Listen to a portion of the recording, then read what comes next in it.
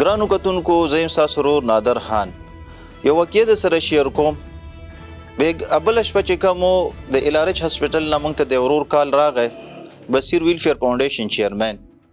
نو زه لاړم هسپټل ته. نو هلته یو ډېر زیات سیریس پیشنټ و او چې کوم هغه په واټ کې داخل و، ډېر سیریس حالات کې و او هغه داخلول غوښتل په آی سی او کې، ځکه د هغې پراپر علاج چینل چې کوم آی سی او واړو.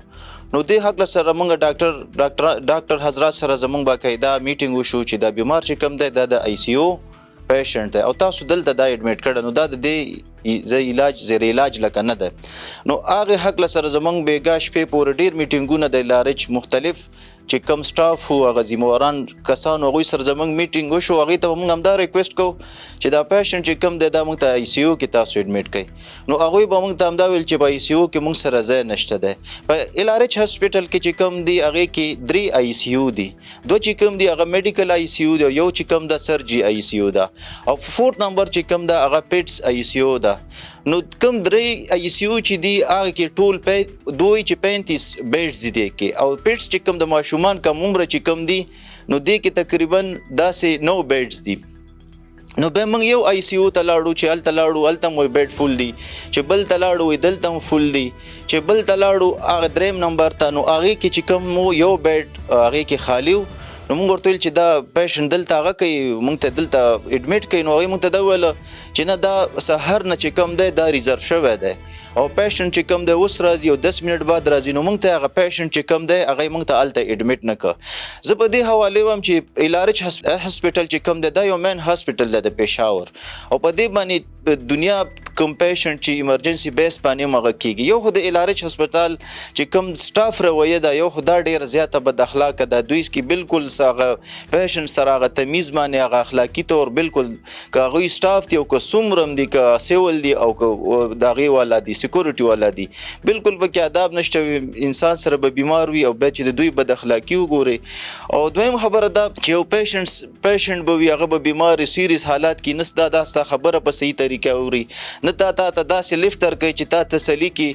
بل زما غټ هغه دا دی درخواست دا دی چې دې باندې هغه نه دي خاموشتیا نه ده پکار. کم از کم تاسو سوچ وکئ لکه 35 بیډونه چې کوم د آی سی او دي په 3 آی سی او کې، آیا دا انسانیت هغې سره مناسب دي چې دومره غټ هسپټال یو الارچ صرف د الارچ نن سبا چې کوم د هغه نوم پاتې دی نور اسم پاتې نه دي.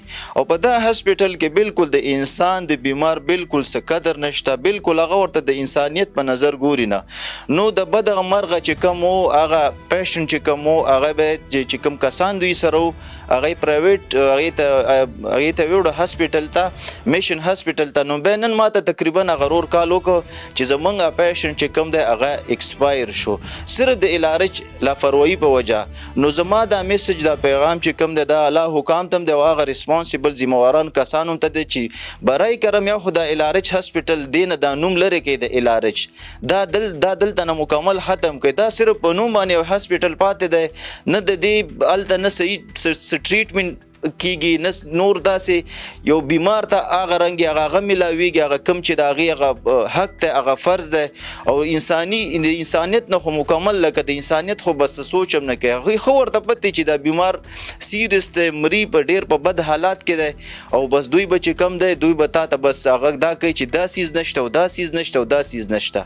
نو زمونږ د هیلت نظام هم دې حده پورې راغی.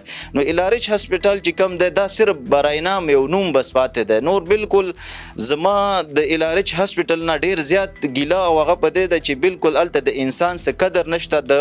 زه هم چې د یو د انیملز چې کوم هسپټل وي هلته تاسو یو ځناور اوسئ د هغې علاج به ټیک ټاک وشي. خو که چېرته الارچ هسپټل ته یو پیشنټ ویوړو نو د هغې بالکل د هغه د انسان نظر هلته نشته. هلته تا ته هیڅ قسمه تا ته څه هغه ریلیف دوی نه درکوي.